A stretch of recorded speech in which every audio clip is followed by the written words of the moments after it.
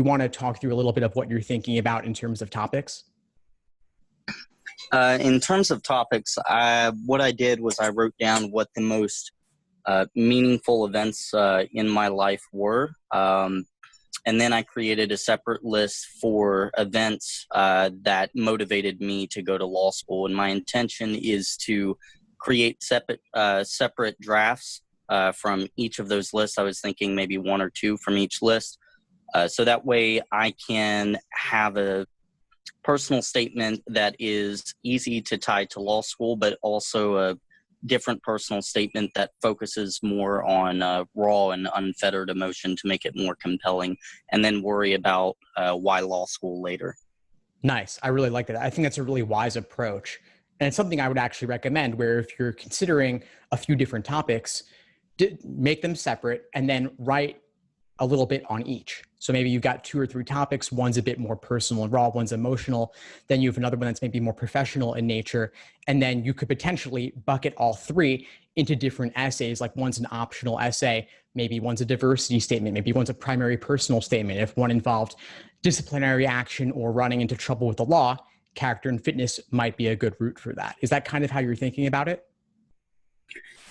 Right, yeah. And because I don't want to necessarily make it contrived as though the essay were created for the purpose of explaining why I'm going to law school, because my concern was that might temper some of the emotional appeal of it. And I don't necessarily intend to create a complete first draft if it becomes too difficult to write or if it seems too contrived. Nice. Yeah, no, that makes a lot of sense. You may find that you're not getting a lot of traction with it, but rather than having it all be theoretical, like, oh, that could be a good topic, actually seeing how far can you go.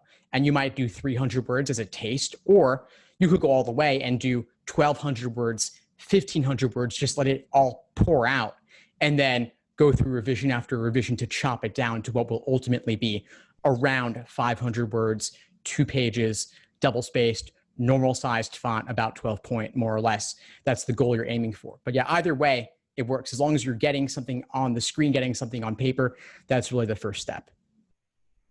Precisely. And I have a lot of experience with writing, and not to humble brag, I've written 2 books, and what you said about just getting something on the page is absolutely critical, because all writer's block is just the expectation that the next sentence you're going to write is going to be gold.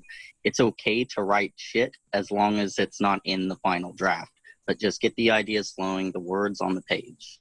That's exactly right. FBR, fast, bad, and wrong. That's the idea. Just get it out there and then iterate from there. Fantastic. Thanks for tuning into the show. Please subscribe if you haven't done so already to be notified of new episodes as I release them. And feel free to reach out if you need anything at all as you move forward with your prep.